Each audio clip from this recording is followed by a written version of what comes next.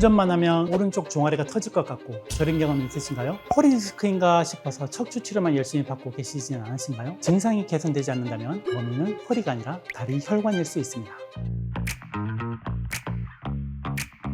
통증은 원탁 신경외과 전문의 정상원입니다. 최근에 40대 후반의 남성 환자분이 진료실 문을 열고 들어오시자마자 원장님, 저 허리 디스크가 터진 것 같습니다 라고 하셨습니다. 직업상 매일 왕복 3시간씩 운전을 하시는데 운전을 시작하고 20분만 지나면 오른쪽 종아리가 터질 것처럼 붓고 저려서 운전하기 무섭다고 하셨습니다. 다른 병원에서 허리 디스크 약도 먹어보고 주사도 맞아봤는데 전혀 효과가 없다고 하셨습니다. 그래서 허리가 아닌 다리 혈관을 정밀 검사해 봤더니 허리가 아니라 다리 정맥 혈관이 망가져 있는 하지정맥류였습니다. 원인을 엉뚱한 곳에서 찾고 계셨던 거죠. 먼저 척추신경이 눌리면 디스크나 척추관 협착증은 자세에 영향을 많이 받습니다. 허리를 앞으로 숙이거나 뒤로 젖힐 때 혹은 걷기 시작할 때 또는 걷다가 보면 엉덩이부터 다리 바깥쪽이나 뒤쪽을 따라 찌릿하게 전기가 통하는 통증이 내려옵니다. 반면에 다리 혈관이 망가졌을 때는 전기 같은 찌릿함보다는 다리에 피가 고이면서 터질 것 같다, 무겁다, 쥐가 난다라는 표현을 많이 하십니다. 특히 낮보다는 저녁이나 밤에 주무실 때 다리에 쥐가 나서 깨는 경우가 많고 다리를 어디 올려놓으면 피가 아래로 빠져나가니까 일시적으로 시원해지는 특징이 있습니다. 여기에는 해부학적이고 물리적인 이유가 있습니다. 운전석 시트에 앉게 되면 엉덩이는 깊숙이 들어가고 무릎은 구부러지면서 척추와 골반, 허벅지 뒤쪽 혈관이 압력을 받게 됩니다. 게다가 다리는 아래로 툭 떨어져 있죠. 중력 때문에 피가 다리 밑으로 쏠리는데 앉은 자세 때문에 위로 올라가는 길목은 막혀 있는 겁니다. 특히 오른쪽 다리인 이유는 운전할 때 오른쪽 다리는 쉬지 못하고 엑셀과 브레이크를 끊임없이 밟으며 근육이 계속 긴장 상태를 유지해야 되기 때문입니다. 혈관에 가해지는 압력이 왼쪽 다리보다 훨씬 높을 수밖에 없습니다. 안 그래도 혈관 기능이 떨어져 있는 상태에서 오른쪽 다리에만 바보화가 걸리니까 운전만 하면 오른쪽 다리가 저리고 터질 것 같은 증상이 집중되는 겁니다. 대부분의 환자분들이 하지정맥류라고 하면 다리에 시퍼런 힘줄이 뱀처럼 꼬불꼬불 튀어나와야 한다고 생각하십니다. 실제로는 혈관이 겉으로 튀어나오지 않는 잠복성 하지정맥류 환자분들이 훨씬 많습니다. 피는 거꾸로 역류하는데 피부에는 전혀 티가 안 나는 경우가 허다합니다. 그래서 핏줄이 안 보이니까 나는 혈관 문제가 아니겠지 하고 엉뚱한 치료만 받다가 치료 시기를 놓치시는 분들이 많습니다. 외관상 깨끗하더라도 운전할 때 다리 저리거나 다리가 붓는다라든가 야간에 쥐내름이 있다면 반드시 의심해 봐야 합니다.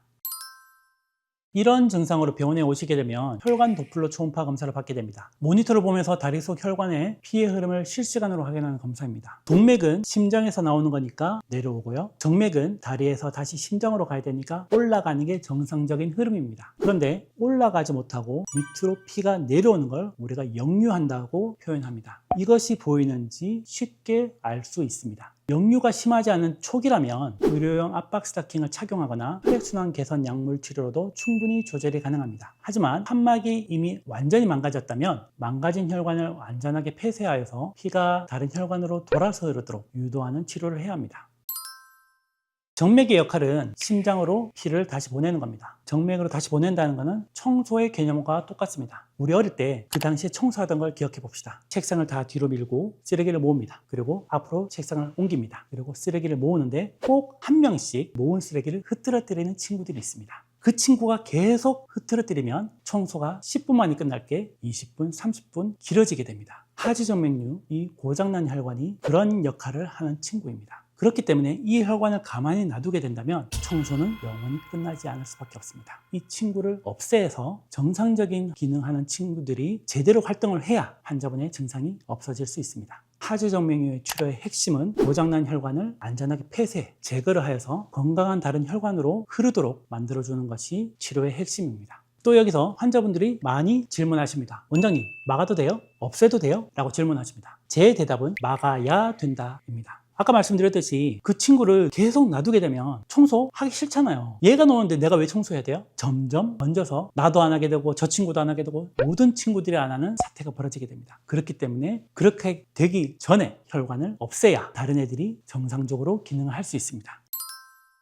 크게 나눠서 치료는 수술과 시술이 있습니다. 과거에는 수술밖에 없었죠. 이 수술은 피부를 째고 망가진 혈관을 몸 밖으로 길게 뽑아내는 발거술입니다. 발거술은 혈관이 주변 조직에 속해 있기 때문에 뜯어내다 보면 신경과 주변 조직에 손상을 줄 수밖에 없습니다. 그래서 나온 것들이 열로 지지는 시술입니다. 레이저 고주파가 대표적인 거죠. 그런데 이 열 치료는 주변 조직과 신경에 화상을 입히기 때문에 마취가 필요합니다. 그런데 마취를 할 때 허벅지 쪽의 대복제 정맥은 혈관과 신경 사이 공간이 충분하기 때문에 신경 손상 확률이 5% 미만이지만 종아리 쪽의 소복제 정맥은 공간이 충분하지 않아서 신경 손상의 확률이 40%까지 보고되는 경우가 있습니다. 반면에 배나실 치료는 의학용 생체 접착제를 이용한 폐쇄술입니다. 쉽게 말해서 망가진 혈관 속에 아주 미세한 카테ter을 넣어서 인체에 무해한 접착제를 발라서 혈관을 붙이면서 차단하는 방식입니다. 열을 전혀 쓰지 않기 때문에 주변 신경 손상의 위험이 없습니다. 그렇기 때문에 아주 편안하게 시술을 받으실 수 있습니다. 시술 당일 바로 일상생활과 운전이 가능할 정도로 회복이 빠릅니다. 무엇보다도 기존 수술 후 필수로 신어야 했던 의료용 압박 스타킹을 신지 않아도 된다는 엄청난 장점이 있기 때문에 환자분들의 만족도가 정말로 높은 치료법입니다.